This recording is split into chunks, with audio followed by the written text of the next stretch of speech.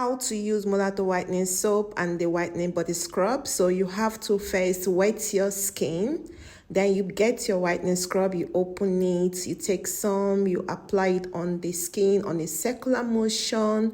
You scrub your face, you scrub your body, anywhere you have dark spots, any dark areas, make sure you give it a very good scrub. Make sure you scrub very well on a circular motion. Make sure it's gentle, don't scrub it so hard.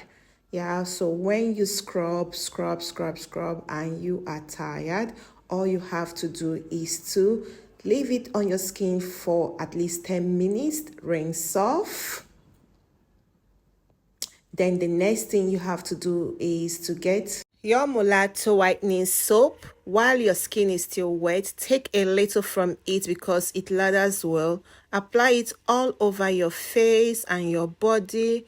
Wait for 3 to 5 minutes, and then with a sponge or an exfoliating hand glove, use it to wash your body thoroughly. Then you rinse off.